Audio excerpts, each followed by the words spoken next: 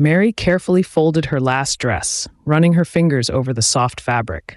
She placed it neatly in the drawer, then took a step back, looking around her new bedroom. The room was small but bright, with soft yellow curtains that let in the afternoon sunlight. She smiled, thinking how Mark had gone out of his way to make this apartment feel like home, carefully choosing each detail to make her feel loved. She sank onto the edge of the bed, her heart full yet slightly heavy. Moving to the city with her husband had been a dream come true, but now, in this new place, she felt an ache she hadn't anticipated. She missed her best friend, Mercy. Mercy was not just a friend, she was a sister she never had. Although they were not from the same village, they attended the same secondary school. Many people that didn't know them well thought that they were siblings, but they were neither siblings nor relatives. They had many things alike. They had shared everything since the day they met. Every victory, every heartbreak, every late-night secret. And now, with miles between them, there was a void Mary couldn't ignore. Mary's mind went back to the day of her wedding. Mercy had been there on her wedding day, drying her tears and holding her hand when nerves had gotten the better of her. Mary shook her head after she remembered this. Life in the city is exciting, but it feels incomplete without you, Mercy, she muttered silently. Then a new idea came in. What if she discusses it with her husband? She had made a promise to Mercy before leaving the village, a promise that she didn't know how to fulfill. It was in her husband's place to decide who comes into his home. Mary's heart pounded as she thought of the possibility of her husband saying no to her demand. She made a sign of the cross and whispered a silent prayer, "God help me." Then she moved quietly to join her husband. As she and Mark relaxed on the couch that evening, Mary found herself speaking aloud without even realizing it. "I miss her, you know?" she murmured, her voice carrying a hint of longing. Mark looked over, eyebrows raised. "Mercy?" Mary nodded, twisting her fingers together. "It just feels strange, being here without her. She was there for every big moment in my life, and now I'm here in this new world, and it feels like a part of me is missing." Mercy covered her face with her two palms and breathed out gently. Mark smiled gently, reaching for her hand. "Then why don't we bring her here?" Mary's eyes widened. "What do you mean?" "I mean, invite her to come stay with us," he said easily. "It's a big transition for you, and it'd be good for you to have someone you trust here.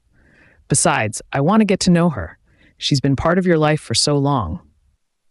Mary's face lit up. "Really? You'd be okay with that?" "Of course," he said, squeezing her hand. "Anything that makes you happy makes me happy." Mary beamed, throwing her arms around him. "Thank you, Mark. You don't know what this means to me."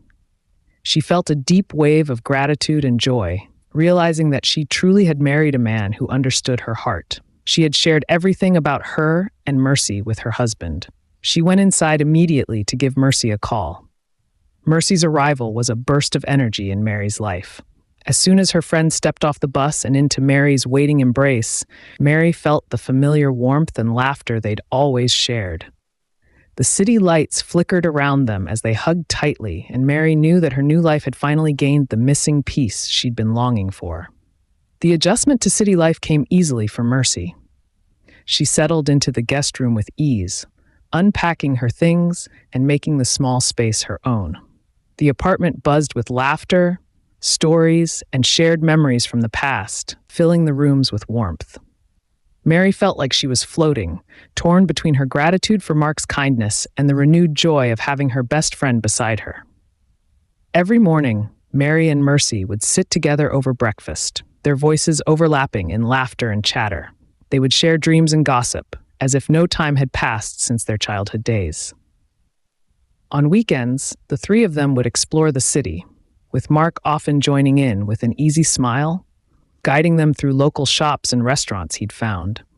The more Mercy stayed, the more Mark's presence around her began to feel as natural as it did with Mary. One evening, after a late dinner, the three of them lounged in the living room, talking and laughing. Mark turned to Mercy with a teasing smile.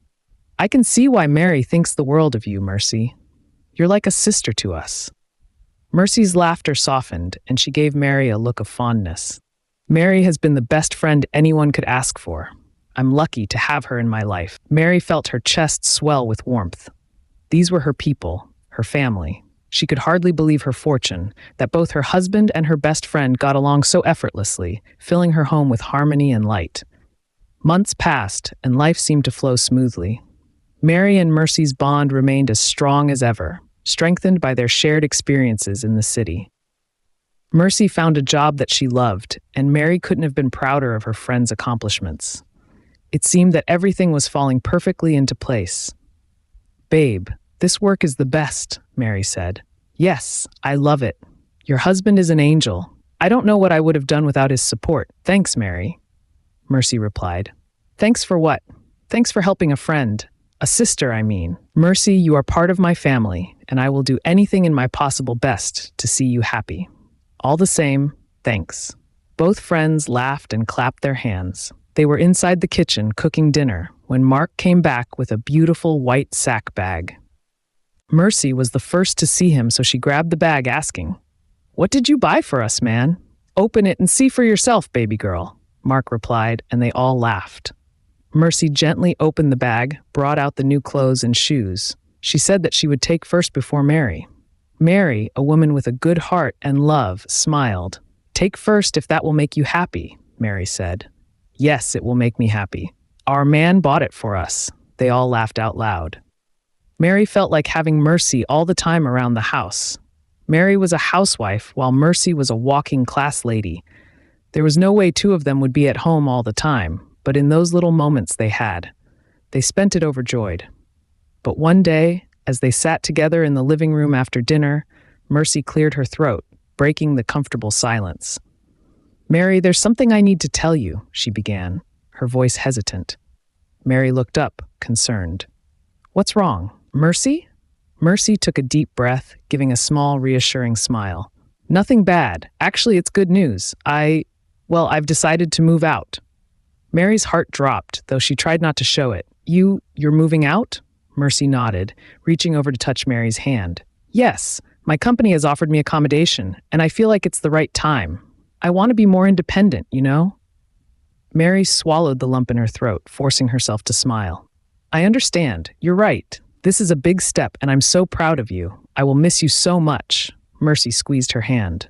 "Don't worry, I'm not disappearing. I'll visit every weekend, I promise." Mary's eyes softened. "I'll hold you to that.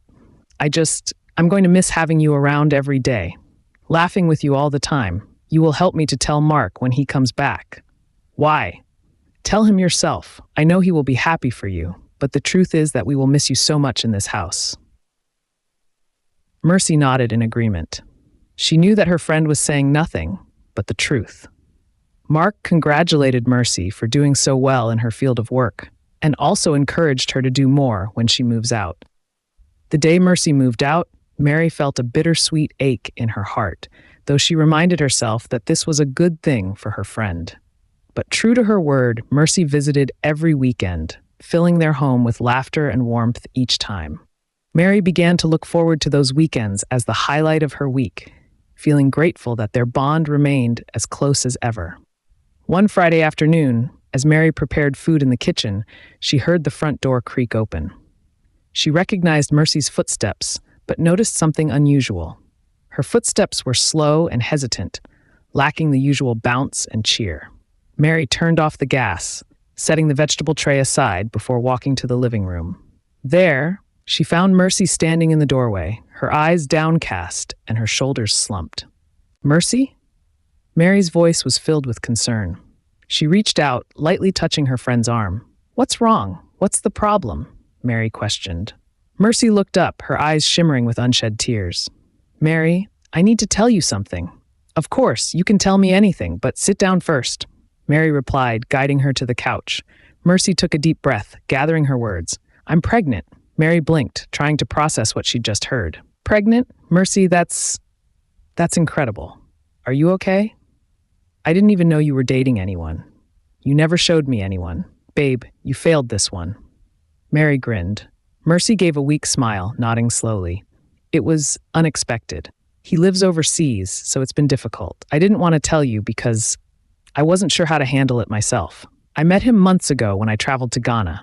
He lives in the US, but came to Ghana for a conference, the same conference I went to." Babe, I didn't know that one can get pregnant like this. How? What do you mean? I didn't know that that one night of fun could lead to pregnancy, Mercy chuckled. What do you think getting pregnant was like before? Perhaps plowing a hard soil. Mary's eyebrows widened apart. My dear, it takes nothing to be pregnant if you are healthy and your man is healthy, plus God by your side. Look at me now with 4 children in 5 years of marriage. Soon you will make it 5. Mercy teased Mary. Not me again. I have left the football field for you. Mary laughed. Babe, I am ashamed of myself. Mary's heart swelled with sympathy. She held Mercy's hands tightly. There's no need for that. You don't have to do this alone, Mercy. I'm here no matter what you decide. Mark felt angry when Mary talked about Mercy's pregnancy. He showed a look of disdain which made Mary more angrier. We all make mistakes in life, and Mercy is not exceptional. She is a human being, and so I should clap for her, right? We gave her everything, but she decided to leave. I never knew it was because of these, Mark cut in. Mark, I won't stand here and watch you insult my friend. Mercy is like my sister, so please respect her the way you respect my brothers. I have said my own. How can your friend open her legs for a stranger she met in Ghana? A total stranger who lives in the U.S. This is shameful. I thought she was different, a nice girl. I am out of here, please. I don't blame you. You have never made a mistake in your life, Mark. My prayer is that the man will marry her. Mary clapped her hands and shouted loudly. Story, continue to deceive yourself. Mary was so annoyed that she didn't speak to Mark that night.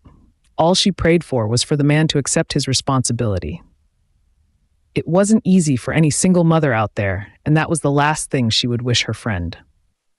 The next morning, Mercy came back, this time with a flicker of hope in her eyes. Mary, she said, her voice trembling with excitement, he's coming back. The father of my child, he's coming back to marry me. Mary's face broke into a smile, and she jumped up in excitement. That's amazing, Mercy. I'm so happy for you. Thanks be to God. We'll make this the best wedding anyone has ever seen. Ooh, thank you, my God. She hugged Mercy so tight. They talked about how they would do this and that, how to make the marriage the talk of the town, the kind of clothes to wear, the type of shoes. Mercy said that she must wear the same uniform with Mary. Am I the one getting married? Mary queried curiously. We are one, and we must be in the same clothes. Mary nodded, pushed Mercy a little, and they burst out laughing.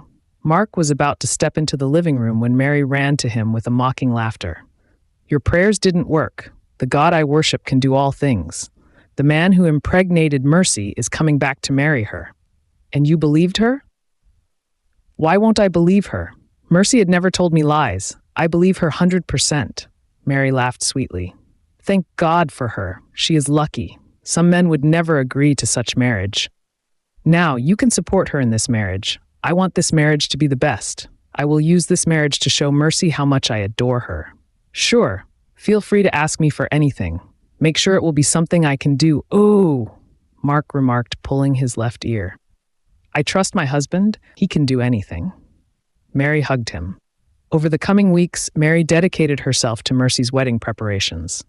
She felt as if she were planning her own wedding all over again, pouring every ounce of love and excitement into it. Mark helped too, his easygoing nature making the process smooth. Mary often found herself feeling even more grateful for his kindness, admiring the way he supported her best friend as much as he did her. A month before the wedding, the apartment was bustling with excitement. Mary had made countless phone calls, finalized decorations, and picked out their dresses. It felt like a family celebration, and Mary couldn't have been happier to give her best friend the wedding she deserved. Mary, you are such a good friend.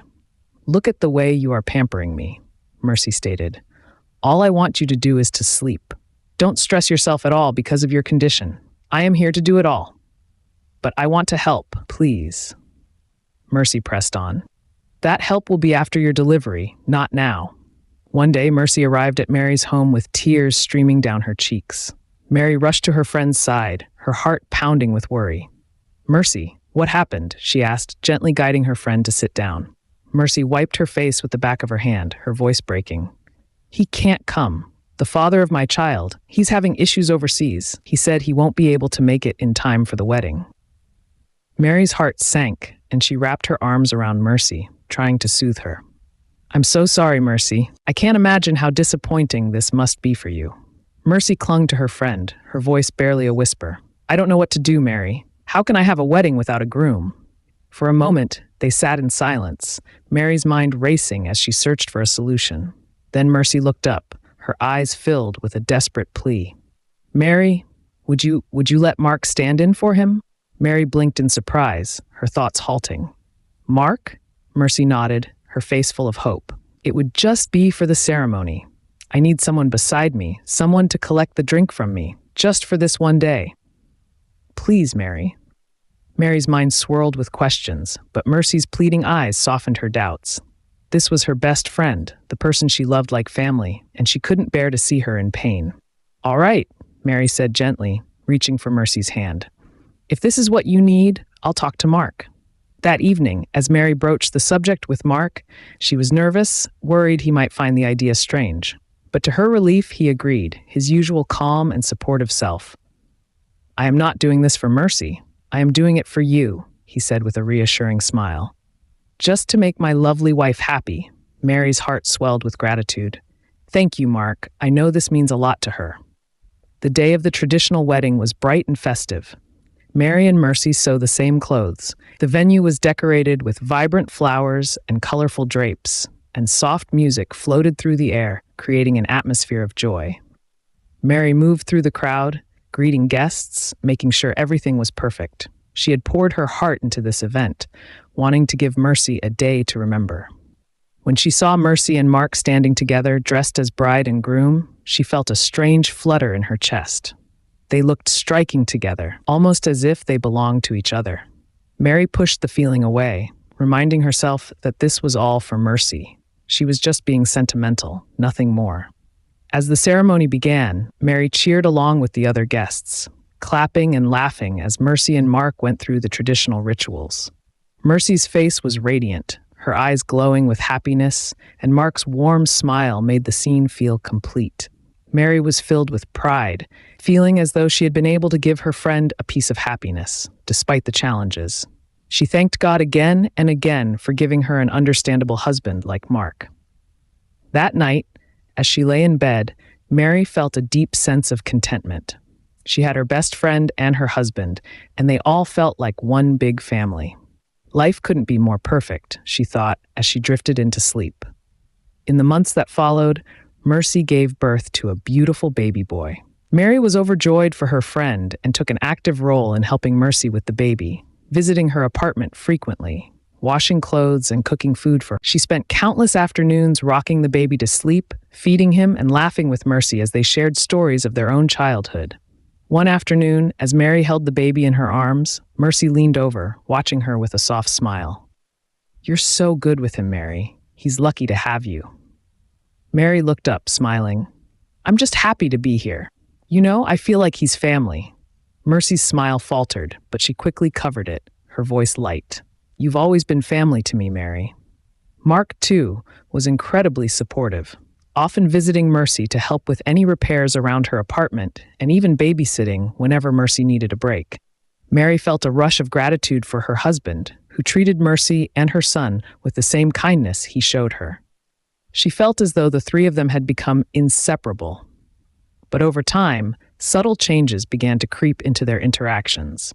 Mary noticed that Mercy visited their apartment more frequently, sometimes bringing little gifts for Mark or calling him for advice. Occasionally, Mary would catch a glance exchanged between the two of them that lingered just a bit too long, or notice the way they shared a quiet laugh. She brushed it off, telling herself she was just overthinking. She asked Mercy about the father of her child. "When is he coming back?" "Who?" Mercy replied, confused. "The father of your child, your husband. When is he coming back to see his baby?" "Very soon. It won't be long. I can't wait to meet him. You know that you have never shown me his picture. The other, I wanted to talk to him, but you said that he was busy." "He was so busy that day. He called that day only to check on his child. We speak mostly at midnight."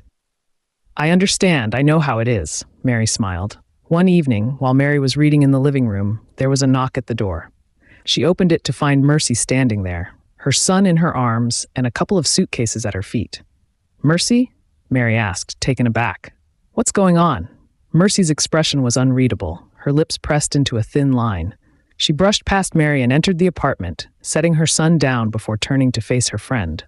"Mary, I have something to tell you," she said, her voice cold and detached. Mary's heart began to pound. She'd never seen Mercy look this way before. "What? What is it?" Mercy took a deep breath, her eyes flashing with something Mary couldn't quite place. "I'm not just your friend anymore, Mary," she said, her tone almost challenging. "I'm your co-wife." The words hit Mary like a physical blow. She stumbled back, feeling as though the floor had been ripped out from under her. What are you saying?" Mercy crossed her arms around her breast, a smug smile playing at the corners of her lips. "Your husband, Mark. He's not just yours anymore. He's mine too. He's the father of my child." Mary's mind reeled, unable to process what she was hearing. No, that's impossible. Mark would never. "Oh, but he did," Mercy cut in, her voice laced with bitterness. "Did you really think he was spending all that time with me out of kindness? That he was just helping with repairs and babysitting out of the goodness of his heart?" Mary's chest tightened, memories flooding back, the long looks, the laughter they shared, the way Mark had always seemed so attentive to Mercy. She had told herself it was just friendship, but now the truth crashed over her, leaving her breathless. "Why?" Mary whispered, tears streaming down her cheeks. "How could you do this to me, Mercy? You were my best friend. I trusted you." Mercy's expression hardened. "You made it too easy, Mary. You invited me into your life, into your home, practically handed me your husband. Don't act surprised." Mary looked at her, heartbroken and disbelieving. She couldn't recognize the woman standing before her. This wasn't her Mercy, her best friend, her sister in all but blood. This was a stranger, someone who had hidden her true intentions behind a mask of friendship. "And the marriage? Does it mean you are married to him as well?" Mercy let out a derisive laughter. "Of course, I am married to him. Were you not there when he paid my bride price, took the wine from me, and my parents prayed for us? We are husband and wife, all thanks to you." Mercy chuckled. When Mark returned home that evening, Mary confronted him, her voice shaking with pain and betrayal. "Mark, is it true? Is Mercy's son? Is he yours?" Mark's face went pale, and for a moment he looked as if he might deny it. But then he sighed, a look of guilt washing over him. "Mary, I'm so sorry. I didn't mean for it to happen like this. I didn't plan any of it, but yes, he's mine." The final confirmation shattered her, and Mary felt as though her heart had been ripped from her chest. She looked at her husband, the man she had loved and trusted, the man who had once promised her forever, and felt nothing but a hollow, aching emptiness. "How long?" she whispered, her voice barely audible. Mark looked down, unable to meet her gaze. "It started a few months after Mercy moved in with us. Mercy needed support, and things just happened." Mary's voice turned cold. "Things just happened? You betrayed me, Mark. You both did, and you kept it from me, letting me think we were a family." Mary wiped out the tears coming down from her eyes. "I can't imagine how foolish I was when I told you about the pregnancy. You cursed and blamed Mercy for her mistake, all these to keep me in darkness. You people also did the same thing during marriage. I thought I was begging you to stand in for the father of her child without knowing you are the father of her child. This is amazing. You both are great actors. This looked like one of the Nollywood movies. I can't believe you both fooled me. I have been betrayed by the people I love most." Mark reached out, his eyes filled with regret. "Mary, please let me explain. I never wanted to hurt you. I love you." But Mary shook her head, stepping back, feeling as though she were seeing him for the first time. "You don't know what love is," she said quietly, her voice broken but steady.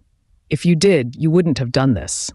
Mary shut herself in her bedroom, the words of Mark and Mercy echoing in her mind. She sat on the edge of the bed, numb, as if the world had gone silent around her. The walls that had once felt warm and familiar now felt cold and alien, as if her whole life had been built on sand, ready to be swept away at any moment. Her mind settled on all the efforts she put in during the wedding, going out of her way to make sure the wedding was a success. She couldn't imagine the fact that her husband got married to a second wife in front of her. She blamed her good health for everything. The night passed in a blur.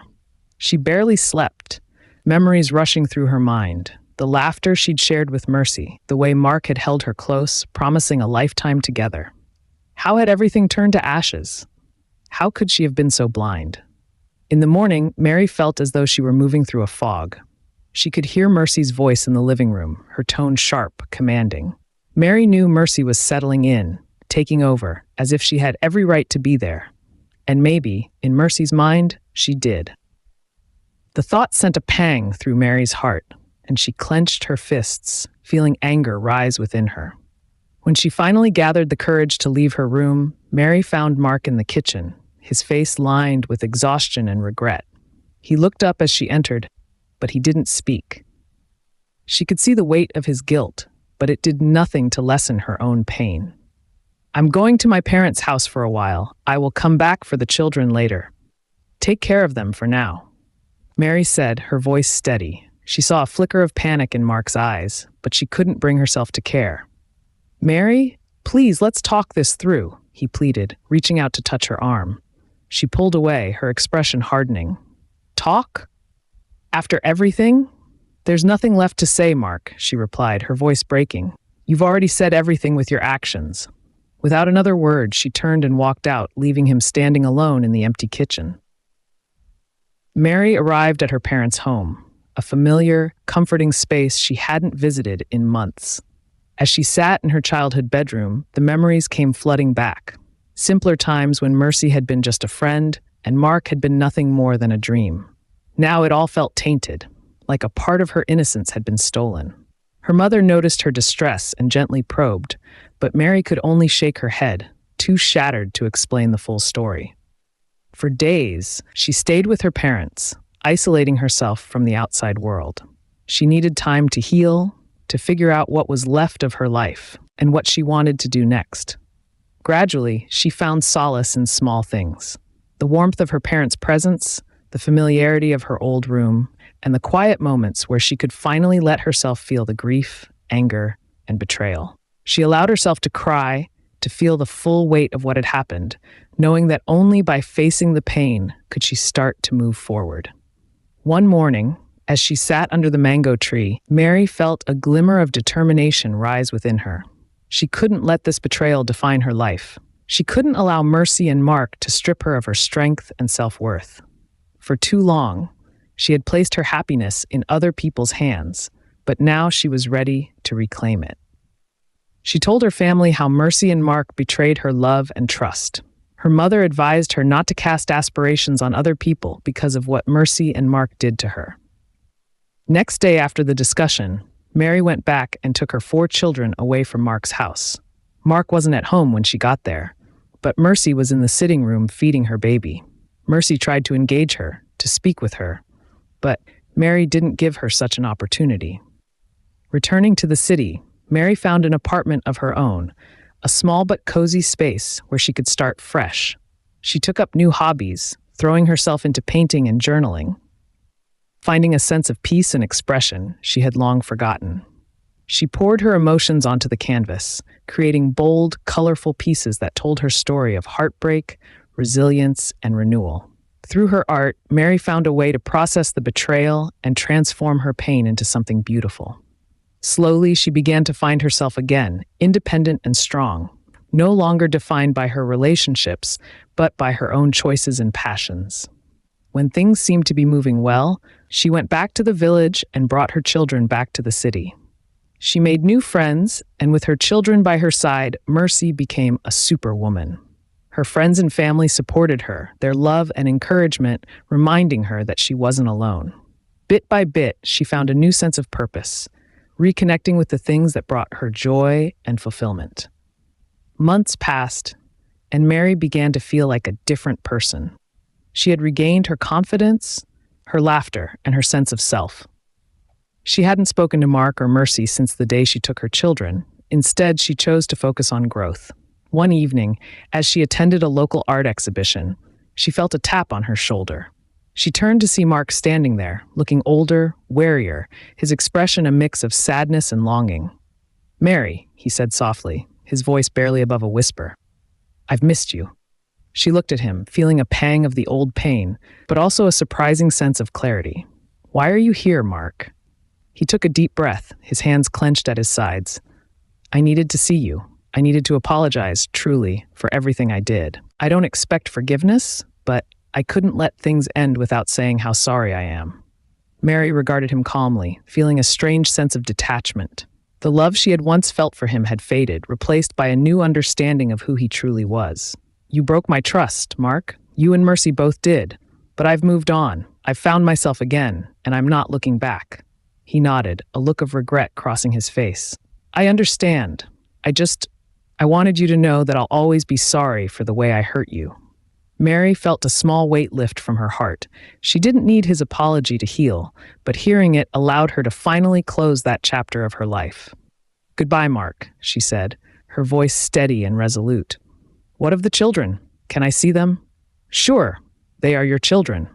She turned and walked away, feeling lighter with every step. In the months that followed, Mary continued to thrive.